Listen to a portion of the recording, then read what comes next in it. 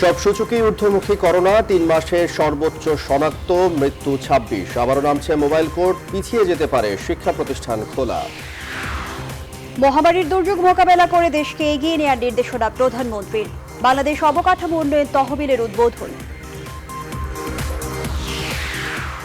৫ দেশের সরকার রাষ্ট্রপ্রধানদের আগমন সূচি চূড়ান্ত, মোদির সফরে হতে পারে ৩ সমঝোতা স্মারক সই। বাংলাদেশের প্রশংসায় বান কি মুন। খালেদা জিয়ার দণ্ড স্থগিতের মেয়াদ ৬ মাস বাড়ল, যেতে পারবেন না বিদেশে। স্বাধীনতার সুবর্ণ জয়ন্তীর অনুষ্ঠান বানচালের অভিযোগ বিএনপির। সাফল্যের এক যুগে বাংলাদেশ প্রতিদিন, প্রতিষ্ঠা বার্ষিকীতে ১৯ গুণীজনকে সম্মাননা, বস্তুনিষ্ঠ সংবাদ প্রকাশের ধারা ধরে রাখার প্রত্যাশা। জান্তাদের গুলিতে আবারও রক্তাক্ত মিয়ানমার, দুদিনে নিহত ৪৪। দমানো যায়নি বিক্ষোভ, বিধানসভায় বিজেপিকে চ্যালেঞ্জ ছুড়ে দিলেন মমতা। নিউজিল্যান্ডের প্রস্তুতি ম্যাচে কাল মাঠে নামছে তামিমরা, ইনজুরিতে মোসাদ্দেক। নেপালে ত্রিদেশীয় সিরিজ ঘিরে ফুটবল দলের অনুশীলন।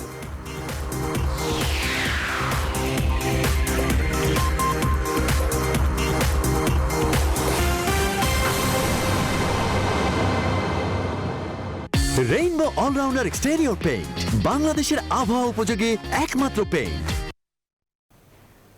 স্বাগত নিউজ 24 রাত 10টার সংবাদে, সঙ্গে আছি আমরা দুজন, আমি ফার্নেস জুই এবং আমি রাশেদ ইমাম। দেখছিলেন শিরোনাম, এবারে বিস্তারিত।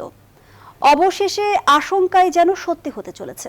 মোড় ঘুরে ফিরে এসেছে করোনা মহামারীর ৩ মাস আগের সব পরিসংখ্যান। এক সপ্তাহে সংক্রমণ বেড়েছে ৩ গুণ, ৪ দিনে মৃত্যু বেড়েছে ৪ গুণের বেশি। প্রান্তিক পর্যায়ের চিকিৎসক থেকে শুরু করে এমনকি সরকার প্রধান বারবার সতর্ক করলেও স্বাস্থ্যবিধির তোয়াক্কা না করে বেহিসেবি চলাফেরায় ফের তীব্র এক ঝুঁকির মধ্যে পড়েছে পুরো দেশ। ফলে এরই মধ্যে শিক্ষা প্রতিষ্ঠান খোলার সিদ্ধান্ত স্থগিত করার ইঙ্গিত মিলেছে।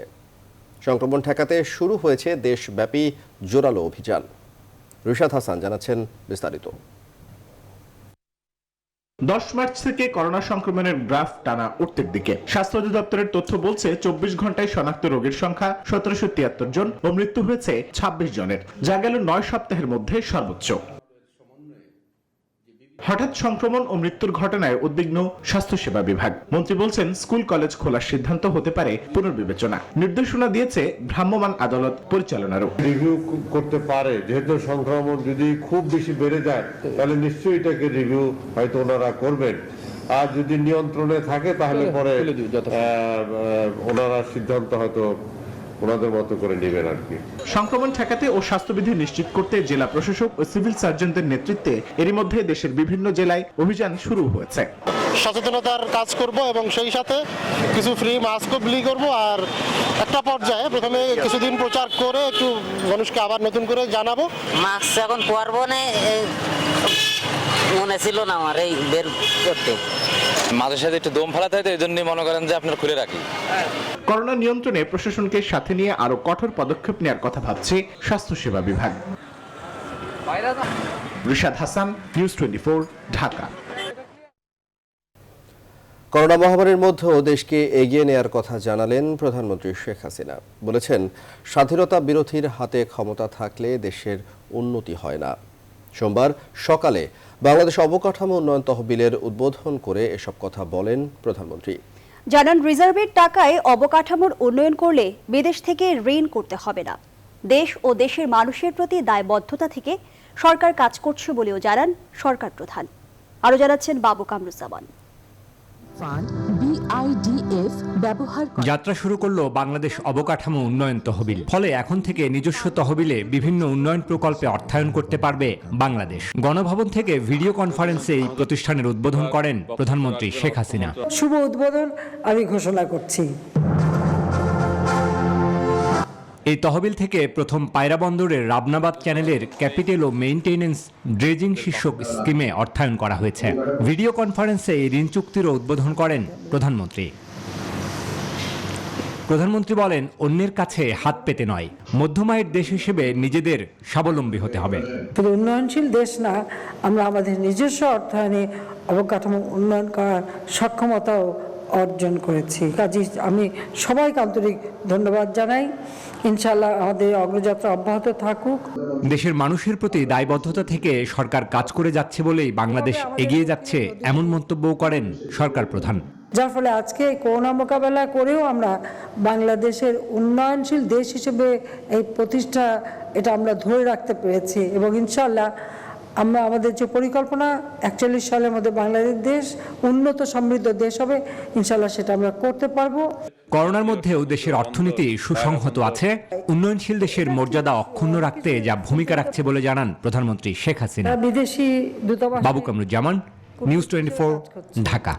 দেশের ভারতের প্রধানমন্ত্রী নরেন্দ্র মোদীর বাংলাদেশ সফরে 3টি সমঝোতা স্মারক চুক্তি হতে পারে বলে জানিয়েছেন পররাষ্ট্রমন্ত্রী ডক্টর এ.কে আব্দুল মোমেন। বলেছেন 5 দেশের রাষ্ট্র ও সরকার প্রধানদের বাংলাদেশ সফর শেখ হাসিনা সরকারের প্রতি আস্থার প্রতিফলন। এর আগে কোরিয়ান দূতাবাসের এক আয়োজনে জাতিসংঘের সাবেক মহাসচিব বান কি মুন বলেন, বাংলাদেশের উন্নয়নের গতি চীনের চেয়েও এগিয়ে। আরিফিন শাকিল জানাচ্ছেন বিস্তারিত। মুজিববর্ষ স্বাধীনতার সুবর্ণ জয়ন্তী উপলক্ষে পররাষ্ট্র মন্ত্রণালয় ও কোরিয়ান দূতাবাসের উদ্যোগে আয়োজন করা হয় সেমিনারে। অনুষ্ঠানে অংশ নেন জাতিসংঘের সাবেক মহাসচিব বান কি মুন। রাজধানীর ফরেন একাডেমিতে অনুষ্ঠানে অনলাইনে যুক্ত হয়ে বান কি মুন শেখ হাসিনা সরকারের ভূয়সী প্রশংসা করেন। বাংলাদেশের উন্নয়নের গতি এখন চীনের উন্নয়নের চেয়ে এগিয়ে। জলবায়ু পরিবর্তন মোকাবেলা, দরিদ্রের বিরুদ্ধে যুদ্ধ ও কোভিড মোকাবেলায় সবার থেকে এগিয়ে বাংলাদেশ। পরে পররাষ্ট্র মন্ত্রণালয় আয়োজিত সংবাদ সম্মেলনে ভারত, নেপাল, ভুটান, শ্রীলঙ্কা ও মালদ্বীপের রাষ্ট্র ও সরকার প্রধানদের সময়সূচি জানান। 17 মার্চ মালদ্বীপের রাষ্ট্রপতি সফর দিয়ে শুরু হয়ে 10 দিনের কর্মসূচি শেষ হবে 27 মার্চ নরেন্দ্র মোদীর ঢাকা ছাড়ার মধ্য দিয়ে। 10 দিনব্যাপী এই আয়োজনে বিভিন্ন বিদেশি রাষ্ট্রের রাষ্ট্রপ্রধান, সরকার প্রধানগণ তাদের বক্তব্য ও ভিডিও বার্তা ছাড়াও বন্ধু রাষ্ট্র সমূহের সাংস্কৃতিক দলের সশরীরে ধারণকৃত পরিবেশনা থাকবে। পররাষ্ট্রমন্ত্রী জানান, ভারত সহ সব দেশের সাথে সমঝোতা স্মারক চুক্তি হবে, তবে কি বিষয় নিয়ে সেই চুক্তি হবে তা এখনো চূড়ান্ত হয়নি। কয়েকটা আমরা এখন working, this are all working in condition. এগ্রিমেন্টের হচ্ছে বা 3টার মতো বোধ হয় এই তিস্তা চুক্তির প্রতিটি পেজে সচিব পর্যায়ে সই করে আছে, কিন্তু চুক্তিটি কি কারণে হয়নি আপনারা জানেন। সেটি আমাদের খুব সৌভাগ্য যে একটি রাষ্ট্র সরকার প্রধান আমাদের ঢাকা শহরের বাইরেও যাচ্ছেন এবং তিনি যাবেন যশস্বরী মন্দিরে, একটা সেই মন্দিরে গিয়ে তীর্থস্থানে, এটা পুরনো মন্দির, সেখানে যাবেন। 5 দেশের রাষ্ট্র সরকার প্রধানদের সফরের কারণে 17 থেকে 27 মার্চ পর্যন্ত নগরবাসীকে সময় নিয়ে রাস্তায় বের হওয়ার আহ্বান জানিয়েছেন পুলিশ প্রধান Benazir Ahmed. Arifin Shakil, news 24, Dhaka. BNP chairperson Khaleda জিয়ার সাজা স্থগিত করে মুক্তির মেয়াদ আরও 6 মাস বাড়ানো হয়েছে বলে জানিয়েছে স্বরাষ্ট্র মন্ত্রণালয়। প্রধানমন্ত্রী শেখ হাসিনা এই সংক্রান্ত প্রস্তাব অনুমোদন করেছেন, সে অনুযায়ী আদেশ জারি করা হয়েছে। তবে এই আদেশ অনুযায়ী এই সময়ে বিদেশে যেতে পারবেন না খালেদা জিয়া। তার সাজা 3য় দফায় আরও 6 মাসের জন্য স্থগিত রেখে তাকে দেশের অভ্যন্তরে বিশেষায়িত চিকিৎসা নেওয়ার শর্তে এ মুক্তি দেওয়া হলো। এ মাসের শুরুতে খালেদা জিয়ার মুক্তির জন্য পরিবারের পক্ষ থেকে স্বরাষ্ট্র মন্ত্রণালয় বরাবর আবেদন করা হয়। খালেদা জিয়ার ছোট ভাই শামীম ইস্কান্দর স্বরাষ্ট্রমন্ত্রী আসাদুজ্জামান খানের সঙ্গে দেখা করে এ সংক্রান্ত আবেদন করেন।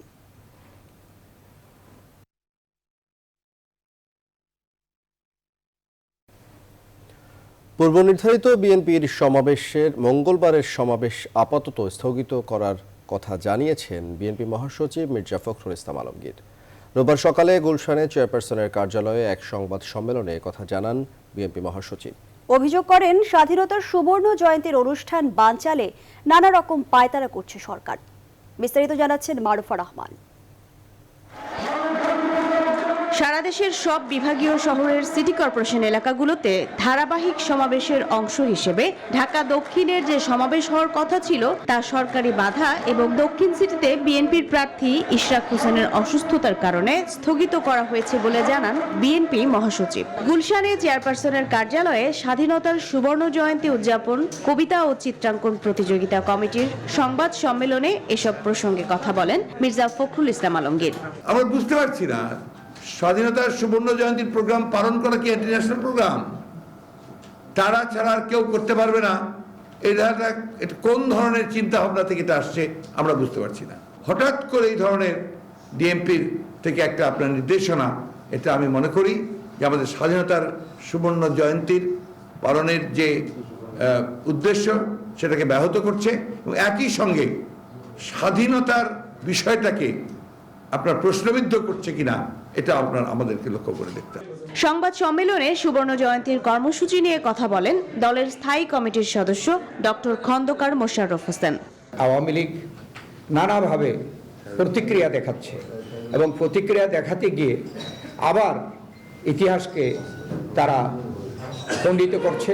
আগামী 17 মার্চ থেকে 26 মার্চ পর্যন্ত 10 দিন ঢাকায় রাজনৈতিক কর্মসূচির বিষয়ে ঢাকা মেট্রোপলিটন পুলিশের নির্দেশনায় বিস্ময় প্রকাশ করে তা অবিলম্বে প্রত্যাহারের দাবি জানিয়েছে বিএনপি। সরকারি প্রোগ্রামের সঙ্গে আমাদের প্রোগ্রামগুলোর কোনো বিরোধ নেই। মারুফা রহমান, নিউজ 24, ঢাকা। নোয়াখালীর কোম্পানীগঞ্জ উপজেলা আওয়ামী লীগের সভাপতি খিজির হায়াত খানের ওপর হামলার ঘটনায় বসুরহাট পৌরসভার মেয়র আব্দুল কাদের মির্জা সহ 97 জনের নামে আদালতে মামলার আবেদন ফেরত দিয়েছেন আদালত। মামলা আমলে নেওয়ার এখতিয়ার না থাকার কথা উল্লেখ করে আদালত আবেদন ফেরত দিয়েছেন এবং বাদীকে আবেদন দ্রুত বিচার ট্রাইব্যুনালে দায়ের করার পরামর্শ দিয়েছেন। সোমবার বিকেলে নোয়াখালীর চিফ জুডিশিয়াল ম্যাজিস্ট্রেট আদালতের 4 নম্বর আমলি আদালতের বিচারক সিনিয়র জুডিশিয়াল ম্যাজিস্ট্রেট এস.এম. মোসলেউদ্দিন মিজান বাদীর আবেদনের ওপর শুনানি শেষে আদেশ দেন। এর আগে দুপুরে কোম্পানীগঞ্জ উপজেলা আওয়ামী লীগের সভাপতি খিজির হায়াত খানের স্ত্রী কোম্পানীগঞ্জ উপজেলা পরিষদের ভাইস চেয়ারম্যান আরজুমান পারভিন বাদী হয়ে ওই আদালতে মামলার আবেদন করেন।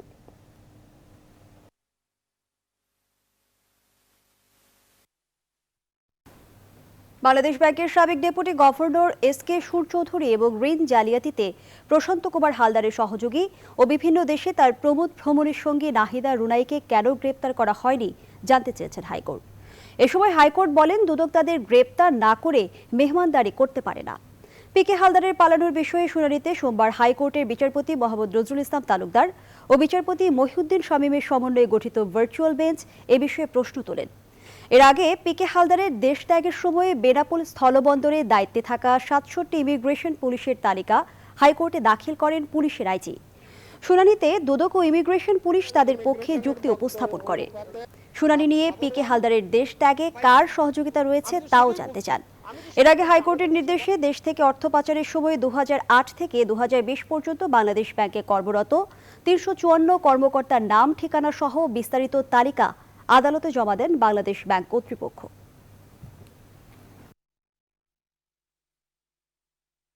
অবহেলা বা কারো সহযোগিতায় সে বিদেশ পালিয়ে গেছে না সেই তথ্যটা যাতে বের হয়ে আসে, এটা কোনো সংস্থাকে দোষারোপ না, কারো ব্যক্তি বিশেষের কোনো সংযোগ হয়তো কোথাও থাকতে পারে যেটা হয়তো তদন্তে চলে আসবে। কোর্ট এটাও বলেছে কনফেশনে স্বীকারোক্তিদের যাদের নাম আসছে মানে তাদের অবস্থানটা কি। আমরা বলেছি টোটাল 15টা মামলা হয়েছে, প্রায় মোর দেন 15% এখানে কাস্টডিতে আছে।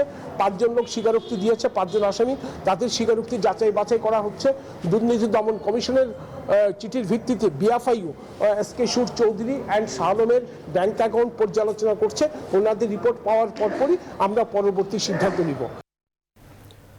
19 গুণীজনকে সম্মাননা জানিয়ে এক যুগে পদার্পণ উৎসব উদযাপন করল দেশের শীর্ষ দৈনিক বাংলাদেশ প্রতিদিন। সোমবার আইসিসিবিতে মুক্তিযুদ্ধ, অর্থনীতি, চিকিৎসা, শিল্প ও সংস্কৃতি অঙ্গনের স্মরণীয় ব্যক্তিদের হাতে ক্রেস্ট ও সম্মাননা স্মারক তুলে দেন তথ্যমন্ত্রী ও বসুন্ধরা গ্রুপের ভাইস চেয়ারম্যান। দেশ গঠনে গুরুত্বপূর্ণ সব ক্ষেত্রে বাংলাদেশ প্রতিদিনের এই সম্মাননাকে নতুন মাইলফলক হিসেবে উল্লেখ করেছেন গুণীজনরা। এ সময় বাংলাদেশ প্রতিদিন দেশ ও জনগণের কল্যাণে অবদান রাখছে বলে জানান তথ্যমন্ত্রী। বিস্তারিত ফখরুল ইসলামের রিপোর্টে। আমরা জনগণের পক্ষে স্লোগানে লাল সবুজের বাংলাদেশ প্রতিদিন প্রচারণায় শীর্ষ অবস্থান ধরে রেখে পদার্পণ করল একযোগে। আন্তর্জাতিক কনভেনশন সিটি বসুন্ধরায় জন্মদিনের আয়োজনকে ফুলেল শুভেচ্ছা ও ভালোবাসায় সিক্ত করেছে দেশের সব স্তরের পাঠকরা। মুক্তিযুদ্ধ থেকে শিক্ষা, চিকিৎসা, অর্থনীতি, সাহিত্য, সংস্কৃতি, দেশ গঠনে সব ক্ষেত্রে কৃতি গুণীদেরও ভুলেনি বিশ্ব বাঙালির প্রিয় পত্রিকাটি। আয়োজিত অনুষ্ঠানে বিভিন্ন ক্ষেত্রে অবদানের জন্য গুণীজন সম্মাননা 2020-21 প্রদান করা হয় 19 গুণীজনকে। শিক্ষায় সম্মাননা ও ক্রেস্ট প্রদান করা হয় ইমিরেটাস অধ্যাপক একে আজাদ চৌধুরীকে। অর্থনীতিতে অবদানের জন্য মরণোত্তর Khandakar Ibrahim Khaled, doctor AB Mirza Azizul Islam, doctor Atiur Rahman, কথাসাহিত্যে Selina Hossain, চিত্রশিল্পে অবদানের জন্য মনিরুল ইসলাম, চিকিৎসায় অধ্যাপক ডক্টর সামন্তলাল সেনকে সম্মাননা ও ক্রেস্ট প্রদান করা হয়। এছাড়া মুক্তিযুদ্ধে অবদান রাখায় কর্নেল অবসরপ্রাপ্ত জাফর ইমাম বীর বিক্রম, কবিতায় হেলাল হাফিজ, সঙ্গীতে গাজী মাজহারুল আনোয়ার, রেজওয়ানা চৌধুরী বন্যা, সৈয়দ আব্দুল হাদি, কাঙ্গালিনী সুফিয়া, ফুটবল ও ক্রীড়ায় মেজর অবসরপ্রাপ্ত হাফিজউদ্দিন আহমেদ বীর বিক্রম, শেখ মোহাম্মদ আসলাম, অভিনয়ে আনোয়ারা বেগম এবং চিত্রনায়িকা মৌসুমীকে সম্মাননা প্রদান করা হয়। জাদু শিল্পে খ্যাতনামা জুয়েল আইচ আর স্থাপত্যে স্থপতি মুস্তফা খালিদ পলাশকে গুণীজন সম্মাননা 2020-21 প্রদান করেন তথ্যমন্ত্রী হাসান মাহমুদ। 19 গুণী ব্যক্তির হাতে সম্মাননা স্মারক তুলে দেন বসুন্ধরা গ্রুপের ভাইস চেয়ারম্যান সাফিয়াত সুবহান। এ সময় উপস্থিত ছিলেন বসুন্ধরা গ্রুপের ব্যবস্থাপনা পরিচালক সায়েম সুবহান আনভীর ও ঢাকা উত্তর সিটি কর্পোরেশনের মেয়র আতিকুল ইসলাম। যারা দেশের জন্য দান করেছে তাদেরকে সম্মাননা দেওয়া এটা ভালো কৃষ্টি, একটা সূচনা হয়েছে, এরা আরো শক্তিশালী হবে। আমি বাংলাদেশ প্রতিদিনকে দেখেছি, তারা খুঁজে খুঁজে বের করে সমস্ত শিল্পী দেশের আনাচে কানাচে যে যেখানে আছে তাদেরকে প্রতিষ্ঠিত করতে চেষ্টা করে। বাংলাদেশ প্রতিদিনই জনগণের কাছে খবর নিয়ে যায়। আমি উত্তরোত্তর তাদের সাফল্য কামনা করি। অনুষ্ঠানে তথ্যমন্ত্রী বলেন, দেশে গণমাধ্যমের স্বাধীনতা বাংলাদেশ প্রতিদিনের মাধ্যমেই প্রমাণিত। মুক্তিযুদ্ধের চেতনাকে ধারণ করে গত 11 বছর ধরে বাংলাদেশ প্রতিদিন যেভাবে দীপ্ত পথ চলার মাধ্যমে সমাজের দর্পণ হিসেবে কাজ করে ভবিষ্যতের পথ চালাতেও দেশ গঠনে, সমাজ গঠনে, বহুমাত্রিক সমাজের পূর্ণতা দেওয়ার ক্ষেত্রে বাংলাদেশ প্রতিদিন অতীতের চেয়েও আরো দীপ্ত ভূমিকা পালন করবে। এ সময় শুভেচ্ছা সিক্ত করার জন্য বাংলাদেশ প্রতিদিনের সকল শুভানুধ্যায়ী পাঠক ও দেশ বরেণ্য গুণীজনদের প্রতি কৃতজ্ঞতা জানান বাংলাদেশ প্রতিদিন সম্পাদক নঈম নিজাম। অনুষ্ঠান সঞ্চালনা করেন কালের কণ্ঠ সম্পাদক ইমদাদুল হক মিলন, ব্যবস্থাপনা পরিচালক জনাব ফখরুল ইসলাম, নিউজ 24 ঢাকা। বাংলাদেশের সর্বাধিক প্রচারিত দৈনিক বাংলাদেশ প্রতিদিনের যুগপূর্তি আয়োজনে ইন্টারন্যাশনাল কনভেনশন সিটি বসুন্ধরায় সর্বস্তরের মানুষের মিলন মেলা বসেছিল। দেশের প্রায় সব রাজনৈতিক দল থেকে শুরু করে শিল্পী, সাহিত্যিক, হকার্স ও এজেন্ট অ্যাসোসিয়েশন, এমনকি সাধারণ পাঠকরাও ফুলেল শুভেচ্ছা জানিয়েছেন। স্বাস্থ্যবিধি মেনে দিনভর চলা সেই বর্ণিল আয়োজনের চুম্বক অংশ তুলে ধরছেন আশিকুর রহমান শ্রাবণ। যে মাহেন্দ্র খন্টির জন্য আমরা অপেক্ষা করছি। প্রতিষ্ঠাবার্ষিকীর আয়োজন শুরু হয় কেক কাটার মধ্য দিয়ে। বাণিজ্য মন্ত্রী টিপু মুন্সি এবং সাবেক তথ্যমন্ত্রী হাসানুল হক ইনুকে নিয়ে বাংলাদেশ প্রতিদিনের সম্পাদক নঈম নিজাম কেক কেটে আয়োজনের সূচনা করেন। এই প্রচার সংখ্যা দিয়েই বোঝা যাবে কি পরিমাণ জনপ্রিয় এবং কি পরিমাণ মানুষ ভালোবাসে এই পত্রিকা। সাহসী সাংবাদিকতার প্রমাণ রেখে চলেছে। বস্তুনিষ্ঠ থাকুন, কিন্তু মৌলিক মীমাংসিত বিষয়গুলোর উপরে আপোষহীন অবস্থা গ্রহণ করে এগিয়ে যান। পাখি ডাকা ভোরে বস্তুনিষ্ঠ তাজা খবরগুলো যারা গণমানুষের কাছে পৌঁছে দেন তারা পত্রিকার এজেন্ট এবং হকার। বাংলাদেশ প্রতিদিনের প্রতিষ্ঠা বার্ষিকীতে তাই তাদের আনন্দ একটু বেশি। তারাই ঢাক ঢোলের বাদ্য বাজিয়ে বিপুল উৎসাহ নিয়ে ফুলেল শুভেচ্ছায় সিক্ত করেছেন বাংলাদেশ প্রতিদিনকে। তাদের পাশাপাশি বিজ্ঞাপন দাতা ও বিভিন্ন বিজ্ঞাপনী সংস্থার প্রতিনিধিরাও বাংলাদেশ প্রতিদিনের 12 বছরের সাফল্যের সঙ্গী হয়েছেন। শুভেচ্ছা ভালোবাসা জানাচ্ছেন। এক যুগ বয়সী বাংলাদেশ প্রতিদিনকে শুভেচ্ছা জানাতে বাংলাদেশের প্রায় সব রাজনৈতিক দলের শীর্ষ নেতারা এসেছিলেন। আওয়ামী লীগের পক্ষ থেকে ছিলেন দলটির যুগ্ম সাধারণ সম্পাদক সহ বেশ কজন কেন্দ্রীয় নেতা। মুক্তিযুদ্ধের চেতনার সঙ্গে কখনো আপোষ করেনি, স্বাধীনতার পক্ষে সবসময় থেকেছে। রাজনীতিবিদদের ভুল ত্রুটি ধরিয়ে দেবে, এটাই প্রতিদিনের প্রতিষ্ঠাবার্ষিকীতে আমার প্রত্যাশা। বিএনপির স্থায়ী কমিটির কয়েকজন নেতাকে নিয়ে এসেছিলেন দলটির মহাসচিব মির্জা ফখরুল ইসলাম আলমগীর। যে আগামী দিনের গণতান্ত্রিক বাংলাদেশ, শান্তির বাংলাদেশ, সাম্যের বাংলাদেশ প্রতিষ্ঠায় বাংলাদেশ প্রতিদিন তাদের যথাযথ ভূমিকা পালন করবে। বাংলাদেশের গণতন্ত্র প্রতিষ্ঠার যে ক্ষেত্র, সেই ক্ষেত্রে তারা তাদের ভূমিকা অব্যাহত রাখবেন বাংলাদেশের স্বাধীনতার এবং গণতন্ত্রকে প্রতিষ্ঠার ক্ষেত্রে। শুভেচ্ছা জানান জাতীয় পার্টিও। প্রত্যন্ত অঞ্চলের মানুষ সকলের কাছে এখন এই পত্রিকাটি একটি প্রিয় পত্রিকা। ধনী গরিব সকলে মিলেই যেন এই পত্রিকাকে আপন করে নিয়েছেন। এসবের বাইরেও বিভিন্ন রাজনৈতিক দল ফুলেল শুভেচ্ছা জানায় বাংলাদেশ প্রতিদিনকে। বাংলাদেশ প্রতিদিন যখন রাস্তাঘাটে সাধারণ মানুষ পড়ে, আনন্দে বুক ভরে যায়। শিল্প সংস্কৃতির জগতের তারকারাও শুভেচ্ছায় অভিনন্দিত করেছে বাংলাদেশের সর্বাধিক প্রচারিত দৈনিক বাংলাদেশ প্রতিদিনকে।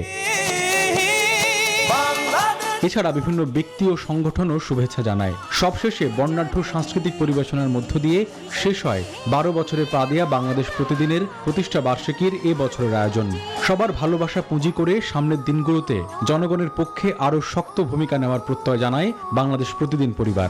বিশ্ববাসী সবাই জানে বাংলাদেশের নামের মানে। আশিকুর রহমান শ্রাবণ, নিউজ 24, ঢাকা। র্যালি, আলোচনা সভা সহ নানা আয়োজনের মধ্য দিয়ে দেশের বিভাগীয় ও জেলা শহরে পালিত হয়েছে দেশের সর্বাধিক প্রচারিত দৈনিক বাংলাদেশ প্রতিদিনের 11তম প্রতিষ্ঠা বার্ষিকী। এ সময়ে জনপ্রিয় দৈনিকের আরও সাফল্য কামনা করেন বিশিষ্টজনরা। ব্যুরো প্রতিবেদক ও প্রতিনিধিদের তথ্য চিত্রে ডেস্ক রিপোর্ট। চট্টগ্রামে আনন্দ ঘন পরিবেশে কেক কেটে সর্বাধিক প্রচারিত দৈনিক বাংলাদেশ প্রতিদিনের একযুগে পদার্পণ উদযাপিত হয়েছে। নগরীর কাজীর দেউরিতে বাংলাদেশ প্রতিদিনের কার্যালয়ে অনুষ্ঠানে প্রধান অতিথি ছিলেন নবনির্বাচিত city mayor Rezaul Karim Chowdhury. Cake কাটা, আলোচনা সভা সহ নানা আয়োজনে রাজশাহীতেও উদযাপিত হয়েছে বাংলাদেশ প্রতিদিনের 11তম প্রতিষ্ঠা বার্ষিকী। অনুষ্ঠানে বক্তব্য রাখেন রাজশাহী সিটি কর্পোরেশনের মেয়র AHM খায়রুজ্জামান লিটন, ভারতের সহকারী হাই কমিশনার সঞ্জীব কুমার ভাট্টি, রাবি উপাচার্য অধ্যাপক আনন্দ কুমার সাহা সহ বিশিষ্টজনেরা। বরিশালে বাংলাদেশ প্রতিদিনের প্রতিষ্ঠা বার্ষিকী অনুষ্ঠানে প্রধান অতিথি ছিলেন বরিশাল বিশ্ববিদ্যালয়ের উপাচার্য professor doctor Mohammad Sadikul Arefin. Khulna press ক্লাবে আনন্দ ঘন পরিবেশে কেক কেটে অনুষ্ঠানের উদ্বোধন করেন সিটি মেয়র তালুকদার আব্দুল খালেক। লালমনিরহাটে বাংলাদেশ প্রতিদিনের প্রতিষ্ঠা বার্ষিকীর আলোচনা সভায় ভাষা সৈনিক আব্দুল কাদের ভাসানীর সভাপতিত্বে প্রধান অতিথি ছিলেন জেলা প্রশাসক আবু জাফর। ময়মনসিংহে বর্ণাঢ্য র্যালি, আলোচনা সভা ও কেক কাটার মধ্য দিয়ে দেশের শীর্ষ দৈনিক বাংলাদেশ প্রতিদিনের এক যুগ পূর্তি উদযাপিত হয়েছে। অনুষ্ঠানের প্রধান অতিথি ছিলেন সিটি মেয়র ইকরামুল হক টিটু। নওগাঁয় অটিস্টিক ও বুদ্ধি প্রতিবন্ধী শিশুদের নিয়ে কেক কাটা ও আলোচনা সভার মধ্য দিয়ে দেশের সর্বাধিক প্রচারিত দৈনিক বাংলাদেশ প্রতিদিনের প্রতিষ্ঠা বার্ষিকী উদযাপিত হয়েছে। রাঙামাটির জেলা প্রশাসক কার্যালয়ে কেক কেটে প্রতিষ্ঠা বার্ষিকীর সূচনা করেন জেলা প্রশাসক মোহাম্মদ মিজানুর রহমান। বাংলাদেশ প্রতিদিনের এক যুগ পদার্পণ উপলক্ষে বগুড়ায় আলোচনা সভা, কেক কাটা ও র্যালি হয়েছে। নেত্রকোনায় বাংলাদেশ প্রতিদিনের এক যুগে পদার্পণ উপলক্ষে প্রেস ক্লাবে অনুষ্ঠিত আলোচনা সভায় প্রধান অতিথি ছিলেন সংসদ সদস্য, সমাজ কল্যাণ প্রতিমন্ত্রী আশরাফ আলী খান খসরু। শেরপুর প্রেস ক্লাব মিলনায়তনে আয়োজিত আলোচনা সভায় প্রধান অতিথি ছিলেন পৌর মেয়র গোলাম মোহাম্মদ কিবরিয়া লিটন। এছাড়া চাঁপাইনবাবগঞ্জ, ভোলা, ঝিনাইদহ, নোয়াখালী, পিরোজপুর, ফরিদপুর সহ দেশের বিভিন্ন জেলায় কেক কাটা, র্যালি, আলোচনা সভা সহ নানা আয়োজনে বাংলাদেশ প্রতিদিনের প্রতিষ্ঠা বার্ষিকী উদযাপন করা হয়েছে। Desk report, news 24। যাত্রা শুরু হলো IBO ইউটিউবার নামে দেশে তৈরি অ্যাপস। সোমবার রাতে রাজধানীর একটি হোটেলে অনাড়ম্বর আয়োজনের মধ্য দিয়ে এর উদ্বোধন করা হয়। প্রধান অতিথি ছিলেন জাতীয় প্রেস ক্লাবের সভাপতি ফরিদা ইয়াসমিন। তিনি বলেন, বঙ্গবন্ধু যে সোনার বাংলার স্বপ্ন দেখেছিলেন সেই বাংলাদেশ ডিজিটাল যুগে প্রবেশ করেছে। ডিজিটাল বাংলাদেশের স্বপ্ন লক্ষ লক্ষ তরুণের মাঝে ছড়িয়ে পড়েছে। এসব তরুণরা সরকারি পৃষ্ঠপোষকতা পাবেন সে আশাবাদও ব্যক্ত করেন ফরিদা ইয়াসমিন। অনুষ্ঠানে অন্য বক্তারা বলেন, এই অ্যাপসের মাধ্যমে বিশ্বে বাংলাদেশের পরিচিতি আরও বাড়বে। সারা ওয়ার্ল্ড এখন ডিজিটাল, অতএব বাংলাদেশ কেন পিছিয়ে থাকবে? বাংলাদেশ কিন্তু সেই ডিজিটাল যুগে প্রবেশ করেছে এবং ইতিমধ্যে যে কোভিড-19 যে আমরা পার করছি, এই কোভিড-19 সময়ে কিন্তু আমরা প্রমাণ পেয়েছি যে বাংলাদেশ আসলেও কতটা ডিজিটাল হচ্ছে।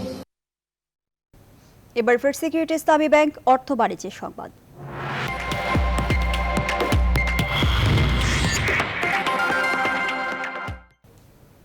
আন্তর্জাতিক বাজারে মূল্য বৃদ্ধির কারণ দেখিয়ে রোজার আগে দেশের বাজারে ভোজ্য তেলের দাম বাড়িয়েছে বাণিজ্য মন্ত্রণালয়।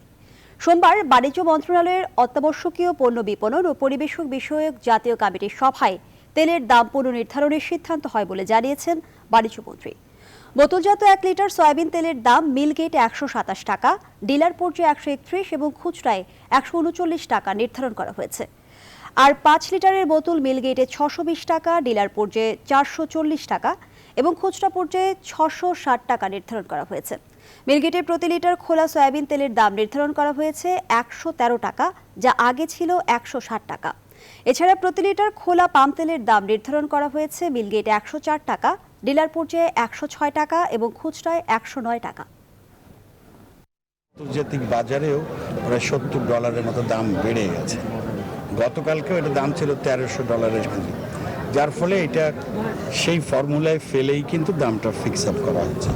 যে মুহূর্তে আমরা দেখব দাম কমতে শুরু করেছে, একইভাবে আমরা দাম কমিয়ে দেব। কালের কণ্ঠ ও এডিডি ইন্টারন্যাশনাল বাংলাদেশের যৌথ উদ্যোগে প্রতিবন্ধিতা অন্তর্ভুক্তিমূলক বাজেট বর্তমান প্রেক্ষিত সুপারিশ শীর্ষক ভার্চুয়াল গোল টেবিল বৈঠক হয়েছে। এ বৈঠকে শুভেচ্ছা বক্তব্য দেন কালের কণ্ঠ সম্পাদক ইমদাদুল হক মিলন। প্রধান অতিথি হিসেবে অংশ নেন স্থানীয় সরকার মন্ত্রী মোহাম্মদ তাজুল ইসলাম। আরও অংশ নেন পরিকল্পনা মন্ত্রণালয়ের সচিব জয়নুল বারী, জাতীয় প্রতিবন্ধী উন্নয়ন ফাউন্ডেশনের ব্যবস্থাপনা পরিচালক মোহাম্মদ আনিসুজ্জামান। বৈঠকে সভাপতিত্ব করেন এডিডি ইন্টারন্যাশনাল বাংলাদেশের কান্ট্রি ডিরেক্টর শফিকুল ইসলাম। বক্তারা প্রতিবন্ধিতা অন্তর্ভুক্তিমূলক বাজেটের গুরুত্ব ও সুপারিশ তুলে ধরেন।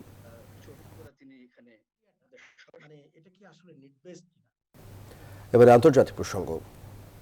মিয়ানমারে জান্তা বিরোধী বিক্ষোভ শুরু হওয়ার পর সবচেয়ে রক্তাক্ত দিন পার করল। রোববার একই দিনে আইনশৃঙ্খলা বাহিনীর গুলিতে প্রাণ হারিয়েছে এক পুলিশ সহ 39 জন। হামলা চালানো হয় চীনের কয়েকটি কারখানায়ও। এ ঘটনার পর ইয়াঙ্গুনের কয়েক এলাকায় সামরিক আইন জারি করেছে জান্তা সরকার। সব উপেক্ষা করে আন্দোলনকারীরা বিক্ষোভে নামলে গুলিতে সোমবারও 6 জনের প্রাণ যায়। নাহিদ সিহানের ডেস্ক রিপোর্ট। এভাবেই প্রিয়জনের লাশ হাতে নিয়ে আহাজারি করছে মিয়ানমারের অসংখ্য পরিবার। বেড়েই চলছে বিক্ষোভকারীদের উপর জান্তা সরকারের হামলা, নির্যাতন আর নিপীড়ন। রোববার ইয়াঙ্গুন সহ দেশের বিভিন্ন শহরে নিরাপত্তা বাহিনীর গুলিতে ঝরেছে অভ্যুত্থানের পর সবচেয়ে বেশি মানুষের প্রাণ। কিন্তু এরপরও দমে যাননি অভ্যুত্থান বিরোধীরা। বিক্ষোভে নেমে সোমবারও প্রাণ দিয়েছেন কয়েকজন।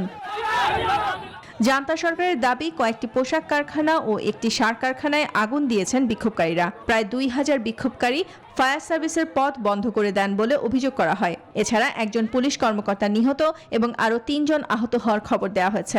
এদিকে রোববারের ঘটনার পর মিয়ানমারের আরও বেশ কিছু এলাকায় সামরিক আইন জারি করেছে জান্তা সরকার।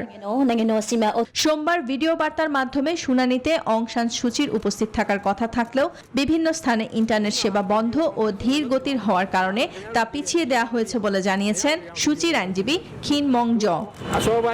নাহিদ সিহান, নিউজ 24।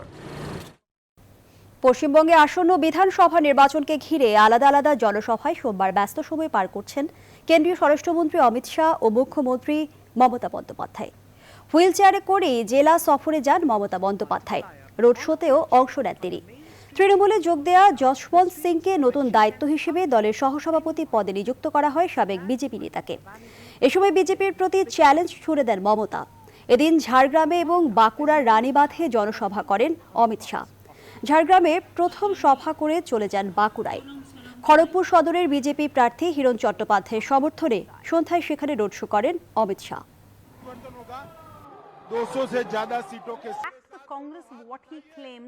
জানাবো খেলার খবর। ক্রিকেট।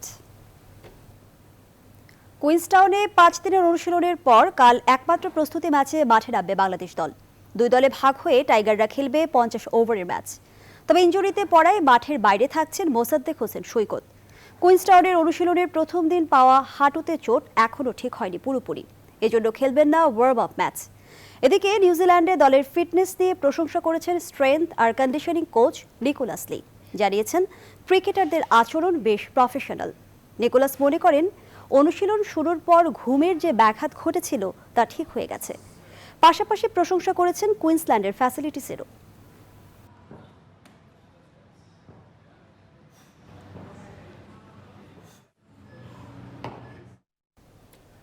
নেপালে ত্রিদেশীয় সিরিজকে সামনে রেখে প্রথম দিনের মতো অনুশীলন করেছে বাংলাদেশ জাতীয় ফুটবল দল। প্রথম দিনে পাসিং আর গেম প্ল্যানিং এর ওপর কাজ করেছে টিম ম্যানেজমেন্ট। নেপালে ত্রিদেশীয় সিরিজে জয় বা শিরোপার দিকে না তাকিয়ে ভবিষ্যতের বাংলাদেশ জাতীয় দল গড়ার ওপর নজর দিতে চান হেড কোচ জেমি ডে।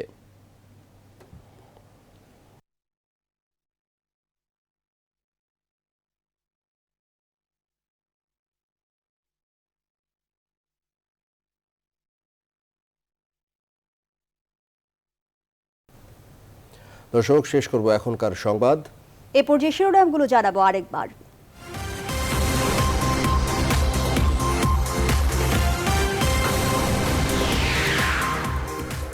সব সূচকই ঊর্ধ্বমুখী। করোনা 3 মাসের সর্বোচ্চ শনাক্ত, মৃত্যু 26। আবারও নামছে মোবাইল কোর্ট, পিছিয়ে যেতে পারে শিক্ষা প্রতিষ্ঠান খোলা। মহামারীর দুর্যোগ মোকাবেলা করে দেশকে এগিয়ে নেওয়ার নির্দেশনা প্রধানমন্ত্রীর। বাংলাদেশ অবকাঠামো উন্নয়ন তহবিলের উদ্বোধন। 5 দেশের সরকার রাষ্ট্রপ্রধানের আগমন সূচি চূড়ান্ত। মোদির সফরে হতে পারে 3 সমঝোতা স্মারক সই। বাংলাদেশের প্রশংসায় বান কি মুন। খালেদা জিয়ার দণ্ড স্থগিতের মেয়াদ 6 মাস বাড়ল, যেতে পারবেন না বিদেশে। স্বাধীনতার সুবর্ণ জয়ন্তীর অনুষ্ঠান বানচালের অভিযোগ বিএনপির। সাফল্যের এক যুগে বাংলাদেশ প্রতিদিন, প্রতিষ্ঠাবার্ষিকীতে 19 গুণীজনকে সম্মাননা। বস্তুনিষ্ঠ সংবাদ প্রকাশের ধারা ধরে রাখার প্রত্যাশা। জান্তাদের গুলিতে আবারও রক্তাক্ত মিয়ানমার, দুদিনে নিহত 45। দমানো যায়নি বিক্ষোভ। বিধানসভায় বিজেপিকে চ্যালেঞ্জ ছুড়ে দিলেন মমতা। এবং নিউজিল্যান্ডের প্রস্তুতি ম্যাচে কাল মাঠে নামছেন তামিমরা, ইনজুরিতে মোসাদ্দেক। নেপালের ত্রিদেশীয় সিরিজ ঘিরে ফুটবল দলের অনুশীলন। এই ছিল এখনকার মতো। আরো খবর ও বিশ্লেষণ জানতে ভিজিট করুন www.news24bd.tv। ধন্যবাদ সাথে থাকার জন্য।